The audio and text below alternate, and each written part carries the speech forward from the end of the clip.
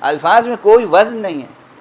ہزاروں صفحات اگر ریاکاری سے ادا کیے جائیں، ہزاروں الفاظ، ان کی کوئی قیمت نہیں، کوئی وزن نہیں ہے۔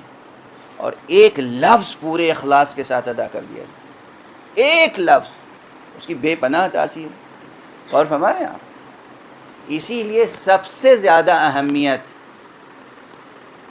دین میں، دین الہی میں اخلاص کی ہے۔ اخلاص، خلوص، کوئی بھی غیر الہی شائبہ نہ ہو، کسی قسم کی بھی صورت شرک کی پیدا نہ ہو۔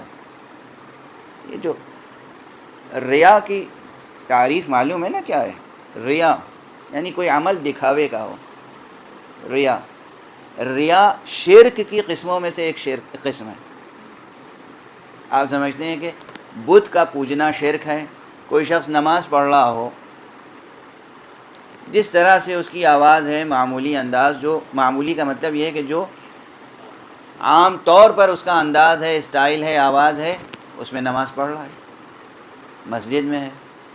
کوئی شخص برابر میں آ کے کھڑا ہو گیا، اب اس نے اپنی قرأت کو ذرا سنبھال کے کرنا شروع کیا، نماز ہی پڑھ رہا ہے، نماز کی نیت ہے قربتاً الی اللہ، نیت میں کوئی فتور نہیں آیا، لیکن یہ قرأت جو اپنے اسٹائل سے کر رہا تھا اس میں تھوڑی سی بناوٹ آ گئی، تھوڑی سی۔ کس لیے آئی؟ تاکہ یہ شخص سنے کہ میری قرأت کتنی اچھی ہے، بس۔ اب یہ بظاہر تو نماز پہلے سے بہتر ہوئی، مگر بباطن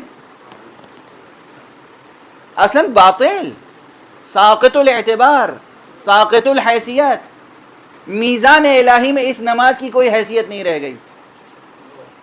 حالانکہ بظاہر قرأت گویا ایک کوالٹی ہے، وہ کوالٹی کا اضافہ ہوا، آپ نے کوالٹی کا اضافہ کیا، وہاں اصل نابود ہو گئی چیز۔ توجہ فرما رہے ہیں؟ اخلاص، اسی اخلاص، اب اخلاص کے مراتب ہیں۔ لفظ اخلاص الگ ہے، لیکن اخلاص پیدا کیسے ہوتا ہے؟ انسان اگر اپنے تمام شؤون میں، تمام امور میں، تمام معاملات میں، تمام حیثیتوں میں حکم الہی کو سامنے رکھے، اللہ سبحانہ وتعالیٰ کیا فرماتا ہے، ہمیں وہ کرنا ہے۔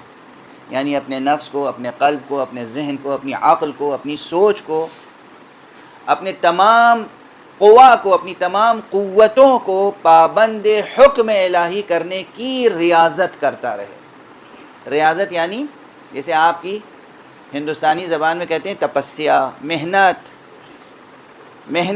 کوشش، اس میں محنت صرف ہوتی ہے، اسے عربی میں ریاضت کہتے ہیں۔